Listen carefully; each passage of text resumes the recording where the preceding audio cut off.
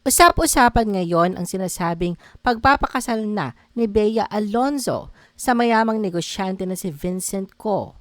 Narito ang mga detalye. The Philippine Showbiz List presents detalye tungkol sa pagpapakasal di umano ni Bea Alonzo kay Vincent Co.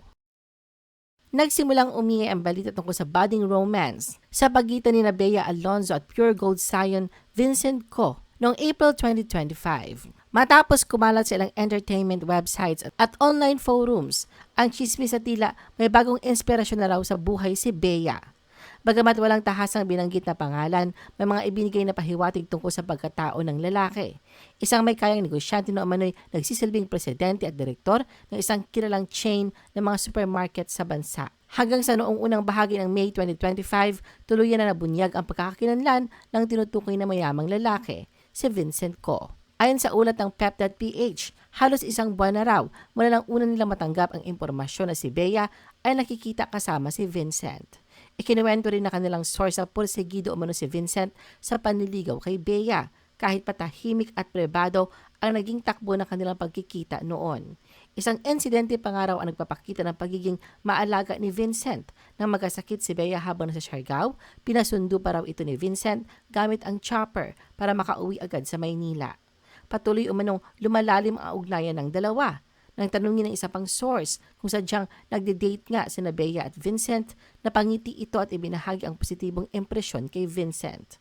Mayaman na, mabait pa, very polite at approachable. Isa pang source ang nagsabing kumpirmado na umano na may relasyon talaga sina Bea at Vincent. Together in Spain. Lalong naging malinaw ang tunay na estado ng relasyon ni Bea at Vincent matapos kumalat sa social media noong May 5, 2025 ang isang screenshot na kuha ng isang magkasamang namamasyal sa tabing dagat, magkaakbay at magkahawa kamay ngunit nakatalikod. Ayon sa ulat, ang nasabing larawan ay unang lumabas sa Instagram account ni Vincent at kuha umano sa isang beach sa Andalusia, Spain. Bagamat hindi pinangalanan ni Vincent ang babaeng kasama niya sa larawan, marami ang naniniwalang si Bea ito na kamakailan lang ay nagbakasyon din sa Spain. Makikita sa Instagram post ni Bea noong April 21 at 24, 2025 na nasa Andalusia at Sevilla rin siya. Sa mga litrato, suot niya ang beige na blazer, itim na palda at puting rubber shoes. Eksaktong kapareho ng kasuotan ng babaeng kasama ni Vincent sa viral photo. Maging ang haba ng buhok ay tugma rin sa kay Bea. Sa kumalat na screenshot ng post ni Vincent, makikitang nilike ito ni Bea at nagkomento pa siya ng isang emoji na smiling face with hearts na lalo pang nagpainit sa usap-usapan tungkol sa kanila. Samantala sa naturang artikulo, isang taong malapit sa dalawa ang nagkumpirmang sina Vincent at Bea ay totoong magkasintahan at seryoso sa kanilang relasyon. Ayon sa source, si Vincent ay maasikaso, maalaga at labis ang paggalang kay Bea. Hindi raw ito basta-bastang fling o pansamantalang romansa. Seryoso si Vincent at kapansin-pansin umano na masaya si Bea sa kanyang piling. Dagdag pa ng source, hindi naman itinatago ni Vincent ang kanilang ugnayan. Bukas siya tungkol dito sa kanyang inner circle at alam na rin daw ng kanilang pamilya ang tungkol sa kanilang relasyon. Kapwa raw suportado ng kanilang mga mahal sa buhay ang kanilang pagmamahalan. Ayon sa insider, makikita sa dalawa na tunay silang masaya at may malalim na koneksyon sa isa't isa. Bea and Vincent spotted at Bangkok Airport.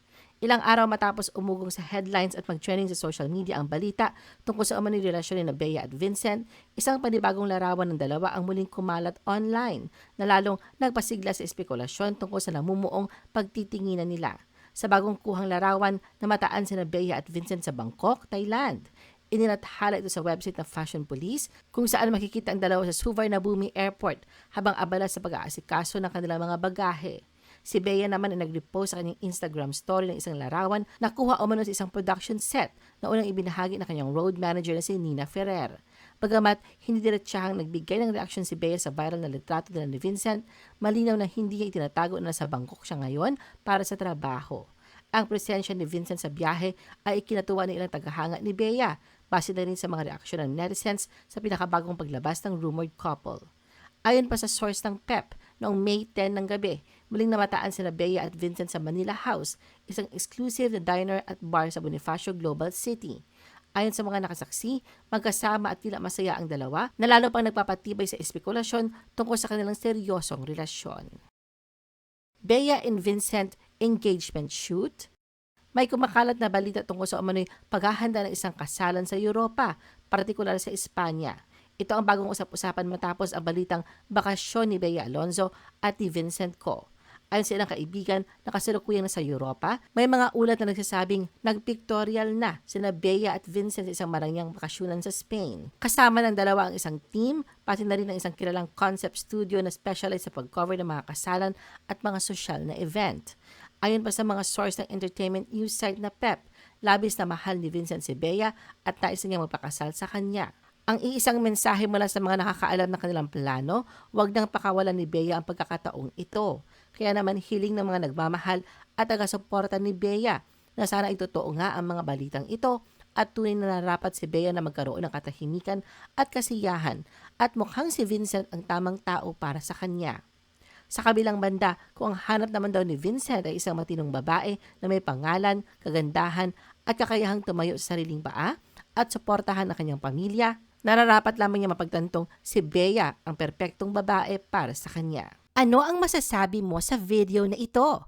Mag-like o mag-react at huwag mahiyang mag-comment. For our YouTube viewers, huwag kalimutan mag-subscribe at i-hit ang notification button. At para sa aming Facebook viewers, mag-like at follow sa aming Facebook page para updated ka sa mga showbiz chika. Thanks for watching!